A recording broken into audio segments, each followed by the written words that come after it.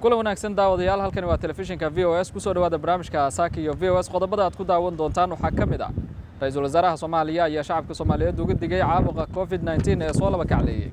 wasiirka caafimaadka Soomaaliya waxa ay ka hadashay kiisaska cudurka corona ee soo kordhay iyo dad ku dhintay isbitaalka Martini dawladda federaalka ah ee Soomaaliya waxa ay fasaxday shaqaalaheedii iyadoo sidoo kale dadka ugu baaqday inaan isugu tagin goobaha dadka ay isugu tagaan guddiga farsamada ee ku shirsanaa magaalada Baydhabo ayaa shirkooda soo gabagabeeyay waxaana ay ku baaqeen shir degdeg ah inay isugu yimaadaan madaxda Soomaalida maamulka Puntland waxa uu bilaabay mashruuc lagu talaalay ilaa 3 milyan oo neef oo xoolaha Puntland ah qodobada iyo kuwa kale aad ku daawan doontaan barnaamijka mar kale iyo Saaki iyo VOS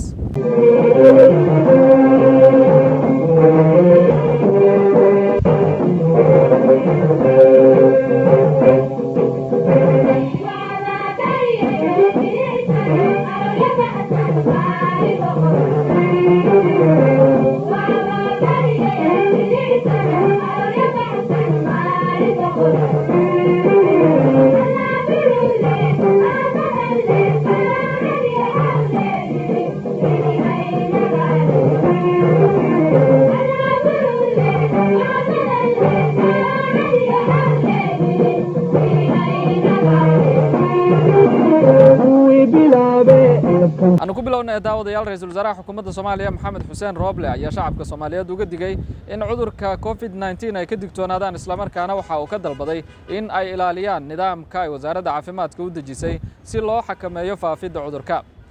رئيس الوزراء هيا سيدو كلا وحا وشعب كصومالية دوجو باقي إن أي كلا فوقانشها كود دالان أي نتجين جوابها هيدات كوب بديهين بسم الله الرحمن الرحيم مركو روحان هل كان كسلام يا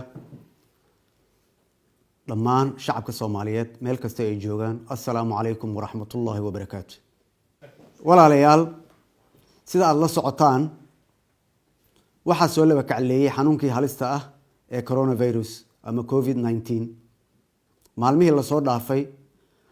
waxa xanuunka u geeriyooday muwaadiniin Soomaaliyeed kuwa badanna waa uu soo ritay sidaa darteed fariintaydu waxa ay ku socotaa dhammaan shacabka Soomaaliyeed meel walba ay joogaan gudaha iyo dibad waxaan idinka codsanayaa in aad taxaddar muujisaan oo aad ka qayb qaadataan xakameynta iyo ka hortagga cudurka halista ah si aan nafteenna qoyskeena iyo guud ahaan dadkeena uga badbaadina xanuunkan fadlan aan raacno tilmaamaha wasaaradda caafimaadka iyo qubarada caafimaadka bixinayaan sida faradhaqa kala fogaanshaha xirashada af xirka ama maskiga in qofka uu isbaaro haddii uu isku arko astaamaha xanuunka in aan joojinno isu imaatinada iyo kulamada waaweyn iyo wixii la mid ah waxaan ka codsanayaa guud ahaan shacabka Soomaaliyeed gaar ahaan bahda caafimaadka waxgaradka culimada iyo aqoon-yahanada Soomaaliyeed in ay qaybtooda ka qaataan sare u qaadista wacyiga bulshada oo ku aadan qatarta cudurkan corona. dawladda waxay dadaal badan ku bixin doontaa la tacaalidda xanuunkan waxayna qaadi doontaa tallaabooyin lagu xakameynayo cudurkan halista ah dhammaanteen aan dadaalno ilaahay subxaanahu wa tacaala waxaan ka baryayaa inuu ummaddeena noo badbaadiyo wabillahi towfiiq wasalaamu calaykum waraxmatullaahi wabarakaatu dhinaca kalena wasiirka caafimaadka Soomaaliya Fawziya Abikar Nuur ayaa waxa ay sheegtay in ay been abuur tahay warar sheegayay in habeen hore ay isbitaalka Martiini ku geeriyoodeen ilaa 30 qof waxaana ay sheegtay in dadka dhintay ay u dhaxayaan 5 ilaa 10 qof kuwaas oo COVID-19 ugu geeriyooday isbitaalka waxay sidoo kale dadka baraha bulshada wax ku qoro uga digtay in ay faafiyaan warar been abuura waxaan saaka idin kala hadlayaa isbitaal Martiini waxaan rabaa inaan ka hadlo horta guud ahaan in cudurkii uu soo laba kacleeyay sidaan bulshada ula wadaagnay shalay ilaa iyo khamiistii cudurku waa soo laba kacleeyay waxa waaye isbitaal Martiini dad badan ay imaado oo magaaladan Muqdisho cudurka uu ku haleelay waxaan rabaa inaan idin la wadaago marka waxyaalo badan oo baraha bulshada lagu soo qoray oo aanan run ahayn waxa ka run ah xogta rasmiga ah waxa idin soo jeedinaysa galab walba wasaaradda caafimaadka oo la wadaagayso warbaahinta si joogto ah galab walba بعد العصر شلي 5 مغرب إلا يساك صبحي صلاة لحد أرورنمو إسبتالك وحو قابل لح يطبن بوكان هل قف وحال جيي ICU ده سجال قف وبوكان جيف لح قف مدرين ولا لتليي وحنا نقول اللي جريه هذا si ay isu karantiilaan dadka iska dhowraan talooyin la siiyay iyo dabagal tirada dhimashada marka shalay maqribkii 5tii galabnimo ilaa iyo saakay 6 aroornimo tirada qof ee dhimatay waa 5 qof ilaahay oo naxariisto sabir iimaan reerahoodii Allah ka siiyo hal qof wuxuu hore ugu jiray ICU-da afarta kale qofna waxay ahaayeen dad bukaan jiif ah oo jiifay isbitaalka sida aad ka fahmaysaan tirada aan idin sheegay ma jirto waxna kama jiraan waa war aan sal lahayn in xalay isbitaalka Martiini ay ku ruux baxday 30 qofood waxaan rabaa marka inaan bulshada u sheego in xogta ugu dambaysa ee caafimaad ee COVID-19 mar walba aad ka sugtaan aad weydiisaan wasaaradda caafimaadka ee aan la dhageysanin waxyaalaha beenta u badan ee baraha bulshada lagu soo qoro dadka sameynaayo warka aanan saxda ahayn bulshada dib ayay u keeni karaan wax faa'iido ah oo ku jirta ma jirto in dadka la sii cabsi geliyo waxaad dareemaysaan oo mar walba ku celcelinaa wacyigelinta in qofka markii uu xanuunsado ama calaamadihi uu dareemo inuu soo raadsado rug caafimaad isbaaritaan lagula tariyo kadib uu daawo raadsado siday xaaladaha kale yihiin dadka in la cabsi geliyo waa khalad qofka in laga sii dheereeyo dad badan oo waxaa jira cudurkii haaya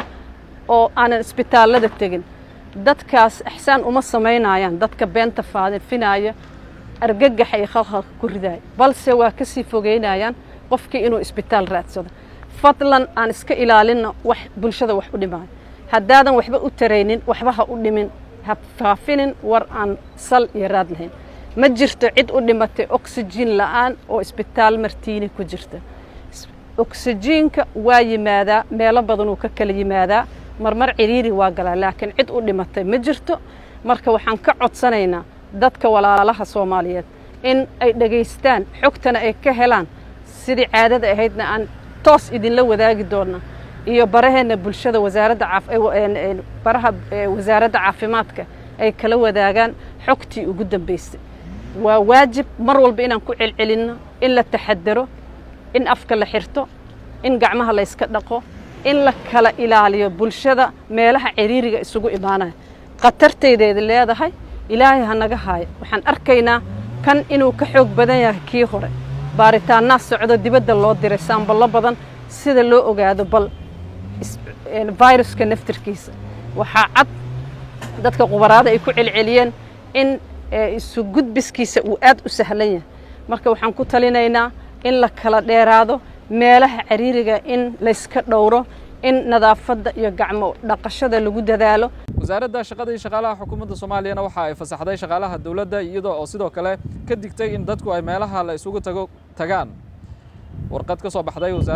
wasaaradda shaqada iyo shaqaalaha xukuumadda Soomaaliya ayaa waxa lagu fasaxay inta badan shaqaalaha dawladda Soomaaliya iyadoo oo loo sheegay in ay ilaaliyaan habraaca caafimaadka ee COVID-19 looga hortagayo ay dejisay wasaaradda caafimaadka dalka. guddiga ka socday dawladda federaalka iyo dawlad goboleedyada ee ku shirsanaa magaalada Baydhabo ayaa soo gabagabeeyay shirkooda waxaana ay soo saareen warmurtiyeed kooban oo ay ka mid tahay in shir degdeg ah isugu yimaadaan madaxda dawladda federaalka iyo dawlad goboleedyada.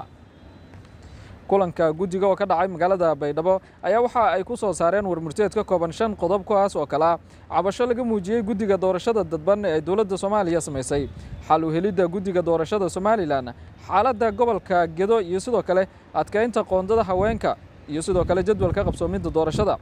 guddiga ayaa ku baaqay 18 bishan oo ku beegan maalinta Biritaa madaxda dawladda federaalka iyo dawlad goboleedyada ay isugu yimaadaan shir degdeg ah oo xal looga gaarayo khilaafka doorashada ka taagan. ugu dambeyntiina maamulka Puntland ayaa bilaabay mashruuc lagu talaalayo ilaa 3 milyan oo neef oo xoolaha maamulkaasi ah. munaasabada xariga looga jareeyay waxaa ka qayb galay madaxweyne ku-xigeenka Puntland iyo sidoo kale wasiirka xanaanada xoolaha Puntland. waxa ay labaduba ka hadlayaan mashruucaasi iyo faa'iidada uu leeyahay. salaanka bacdi aad iyo aad baan ugu faraxsanahay inaan maanta daahfuro kambeynka kan tallaalka xoolaha ee u baxaya 9 gobol. aad baan ugu faraxsanahay. waxaan kale oo wasaaradda ugu mahad celinayaa hoolka kan wanaagsan oo sanadkii hore markii aan daahfurayay aan jirin. waa waxqabad weyn runtii, waa waxyaabaha ballanqaadyadii ay wasaaraddu samaysay ayay ka soo baxday. waxaanu ku boorinayaa insha Allah inay sii kordhiso oo sanadka dambe wixii gaadha aynu kala kulanno mashaariic kale oo la fuliyey. intaa haddaan ka gudbo aad baan ugu faraxsanahay. anigu sidii uu agaasimaha guud sheegayey xoololey baan ahay. 5 meesiga ma taqaani 5 meesiba waa leen aan loo malihi laakiin inta kale waa leeyahay. waadna waa u jeclo sida caruurtaan maxay tahay uga fikiraa. waa ii gaartaasi guud ahaanna Soomaalida oo dhammi saasay uga fikirtaa, waayo waa resource-ka qori aynu haysanno, waa petrolkeen. waxaa marka loo baahan yahay inaynu dhaqaalayno, daaweyno, ka fikirno. insha Allah waxaa halkan laygu soo gudbiyey ilaa xawaali 5 milyan oo neef Soomaa, ilaa 5 milyan oo neef in maxay tahay uu tiimamkani ay soo daawooyin iyo isugu jira iyo tallaal. waa number badan weeye, number aad u badan weeye. insha Allah dhalinyarada waa ku faraxsanahay in dadkan halka muuqda ay wada dhalinyaro yihiin. maanta inaynu encourage karayno dhalinyarada jaamacadaha iyo iskuullada ka soo baxday waa siyaasadaha dawladda ayay ka mid tahay. waxaan aad ugu faraxsanahay inkasta oo gabdhuhu ay ku yar yihiin. ma wasaaraddan waxayn mise safaraday aanay gabdhuhu jeclayn miya? waa ku faraxsanahay. waxaan jeclaan lahayn in ay intaasi, waxaan isleeyahay waa tiim liidaradii, waa ku meel gaadh. hawsha markay soo dhammeeyaan baa la sii daynayaa Soomaa. badidooda waan jeclaan lahaa inay rasmi noqdaan oo intaasoo dhalinyaro ahi ay shaqaale noqdaan, madax noqdaan, maxay tahay dawladda ka mid noqdaan, u shaqeeyaan. insha Allah waa la gaari doonaa maadaama wasaaraddu ay rikoorkiina hayso. waxaan wasiirka iyo wasaaradda kula dardaarmayaa dhalinyarada wixii soo baxa dabcan volunteerna ha ku shaqeeyaan inay dhalinyarada aan suuqa lagu sii dayn. dardaaranka waxaa wasiirka idinla dardaarmay. waxaad la kulmi doontaan dad iska baahan oo aynan wada kafayn karin. waan la socdo meelaha maxay tahay degmooyinka iyo waan la socdaayoo kuwaa beri dhoweyd gaari qabsadoo yidhi idhaafi maysid oo maxay tahay qorshihii loogu talagalay aan ahayn oo loo soo noqon lahaa marka waxaad la kulmi doontaan waxyaabo badan oo noocaas dulqaad baa laydinka baahan yahay waxaa laydin baahan yahay shaqo sugan dibindaabiyo iyadu maba jirto taa ma soo qaadayno wasiirkaa ka hadlay waayo xooluhu waa dee xoolihiinni weeye idinku nin waliba waa mas-uul kaalehee maxay tahay qaylinaya iyo adigu waa u simantihiin marka xoolaheenna waxa loo baahan yahay inaynu ka faa'iidaysanno inaynu maxay tahay xanaanayno inaynu dabcan waa la gaari doonaa mashaariic kale u samaysa oo reer guuranimada degaan in la dejiyo ay degaan noqdaanoo waad la socotaanoo xoolaheennu iyaga ayaa ugu hilib macaan sida lay sheegay oo laga jecel yahay adduunka marka laakiin waad aragteen sagaaraad moodaa waa yaryaryihiin miisaankoodu waxaasi waa socodka iyo maxay tahay iyo dayaca waa la gaari doonaa mar la dejiyo oo ay iska waaweynaadaan oo maxay tahay baruur yeeshaan aad iyo aad baad u mahadsantihiin ilaahay ha idinku guuleeyo waxaan rajaynayaa idinkoo nabad qaba oo shaqadiinna soo dhammaystay oo weliba maxay tahay raalli laydinka noqday wasaaraddu idinka noqotay xoogaa warwaraa ku jira 2-3 qof hadda wasiiru ka warwarsan yahay insha allah taasina ma dhici doonto aad iyo aad baad u mahadsantihiin u baxaynaa ololihii xoolaha lagu daaweynayey laguna tallaalayey kaambeynadii horeeto daba jooga had iyo jeer markay ugu yar tahay sanadkii waxaan u malaynayaa 2 kaambeynoo waaweyn baynu qabannaa kaambeynadaas waxaa aad inoo ka caawiya hay-adda fow oo aan aad ugu mahad celinayo qaybta libaax oo ay ka qaadato sideeda bannaanba bini aadanka ciddii wax tarta iyo ciddii wax yeesha labadaba bini aadanku waa ogyahay marka wasaaradda xanaanada xoolaha mahad ballaaran baan runtii roolka ay ka qaadato taageerada wasaaradda hay-adda fow aad baanu ugu mahad celinaya anoo ku hadlaya magaciinna iyo magaca wasaaradda saad la socotaan waxaynu u baxaynaa shaqo muhiima shaqadaas waxa aynu ugu danaynaynaa dadkeenna iyo dalkeenna xoolaha aad u tegaysaan waxa ay joogaan qoys kasta oo Soomaaliya oo ku nool 9 gobol ee Puntland saad la socotaan boqolkiiba 60 ama 65 dadkeennu waxay ku nool yihiin miyiga dadka miyiga ku noolna waxa haya oo ay ku nool yihiin oo noloshooda ku xiran tahay waa xoolaha xooluhu marka waa nafley sida adigu aad nafley u tahay inta adigu aad u baahan tahay bay u baahan yihiin marka biyo u baahato biyo u baahan yihiin cuntay u baahan yihiin daway u baahan yihiin xanaanay u baahan yihiin dugsi bay u baahan yihiin in allaale iyo inta qofka bini aadanka ee noolahay uu u baahan yahay baa xooluhuna u baahan yihiin waxa aynu ka wasaarad ahaan shaqaalaheenna loo tababaray in ay fahmaan bahaa'im aan hadlayn sida ay u daweyn lahaayeen u xanaanayn lahaayeen u garan lahaayeen cudurka haya u garan lahaayeen daawada cudurka ugu xisaabtami lahaayeen dhuustiska miisaanka neefkaasi uu qaadan karo waxa la rabaa khibraddii iyo aqoontii aad ku fahmi lahaydeen waa laydin tababaray waana wada leedahay aad iyo aad baad ugu mahadsantihiin shaqo culus baad aadaysaan miyi baad wareegaysaan baadiyaa seexanaysaan waxaad wax badan oo muxuu ahaayey naftood horannimo ah baad samaynaysaan haraad baad la kulmaysaan gaajaad la kulmaysaan waxaa loo baahanya wax allaaliya wixii caqabada ee dhib ay idinka hor yimaada inaad u dulqaadataan idinkoo ugu dulqaadanaya shaqada muxuu ahaayey muqadaska ee dadkiina iyo dalkiina u haysaan waxaa la rabaa sistamka aynu maanta u noolahay ama xoolo dhaqatadeednu u nool yihiin mustaqbalka inaynu la nimaadno feker iyo caqli aynu ku beddelayno sistamkan uguna guurayno sistem ka wanaagsan sistamka ka wanaagsan caqligii keeni lahaa waxaa laga rabaa inaynu inagu ikhtiraacno waxaa la rabaa sistem xoolihii geediga ahaa ee daruurta raacay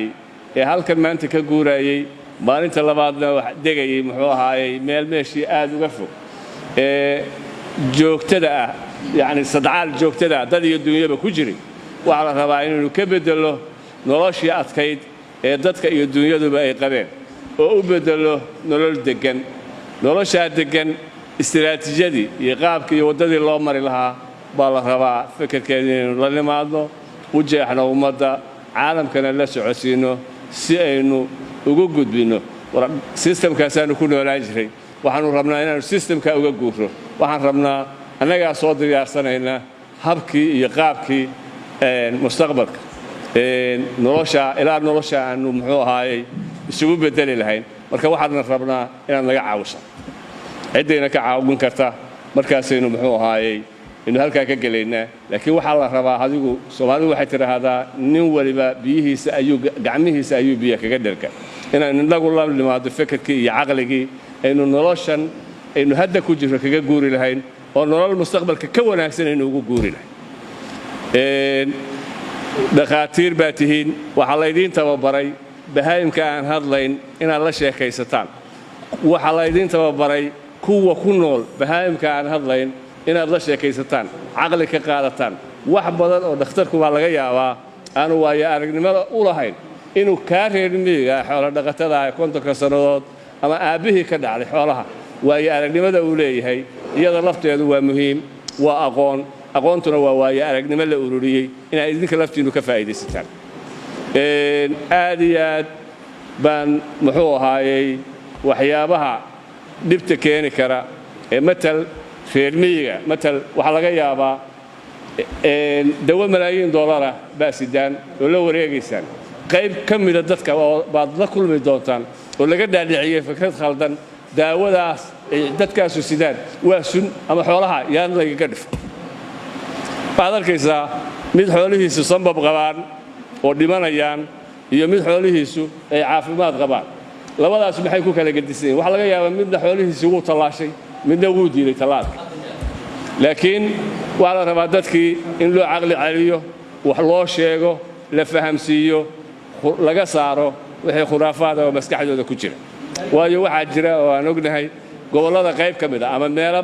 fara ku tirisa dadka degan inay diidaanba in xoolaha loo daweeyo ama loo tallaabo iyagoo aaminsan fikir kale wax kale waayo hadda matal daawadan tallaalka ee muxuu ahaayey carruurta booliyada oo kaleeto qolada caafimaadka dad baa aaminsan carruurta iyadu waxay ku leeyihiin ma dhalays baa laga dhigay marka arrintu sidaas ma aha sidaan aaminsannahay wax badan oo khuraafaada ayaa dadka had iyo jeer laga dhaadhiciyaa marka waxaa laga rabaa inaynu khuraafaadka ka guurno oo xaqiiqo u guurno inaynu jahligii ka guurno oo aqoon u guurno waxaa laga rabaa marka dawayn keliya maaha kaambeynka aad aadaysaan iyo shaqada aad qabanaysaan laakiin waa maxay iyada lafteedu waxaa laydinka rabaa muxuu ahaayey dadkii inaad khibradu saa'idisaan dhex gashaan idinkiina ka faa'iidaan xagga telefoonnada oo kaleeto waxa weeye qofkii dadkii waxa weeye call centerka oo kaleeto waxa weeye si aan erar u iman waa inaad soo gudbisaan wax sax haddaa waa idin canaantay aad baan idin canaantay runtii canaantaas waxa weeye dee way jirtaa laakiin waa laga yaabaa dadku boqolkiiba 99 boqolkiiba 100% waxa wada okay ma jiraan laakiin waxa weeye marmarka qaarkood waa dhici kartaa qof u baahan muxuu ahaa in xoogaa la soco isagana waxa weeye waxay u noqonaysaa daawo marka aad iyo aad baad u mahadsantihiin waxaan rabnaa insha allah inaad ku soo guulaysataan waxaan rabnaa haddii ilaahay banninba ninka uu ka dadaal badan yahay waxaa loogu deeqi doonaa mudnaan iyo muxuu ahaayey aweed uu ku farxo insha allah intaas ayaan kusoo gabagabeynayaa daawadayaal barnaamijka saaka iyo VOS barnaamijkan kan xigay intaan ku kulmayno nabadgelyo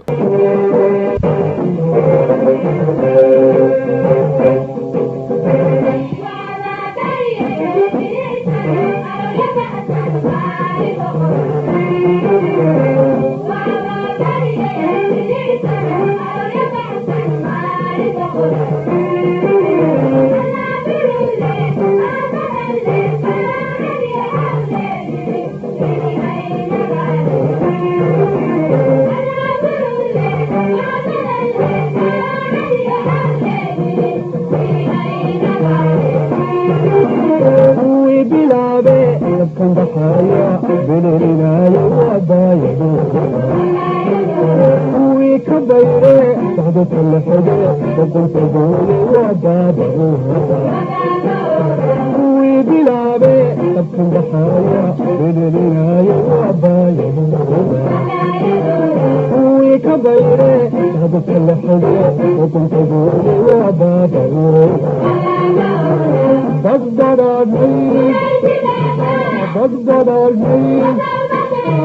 بقدر أجيب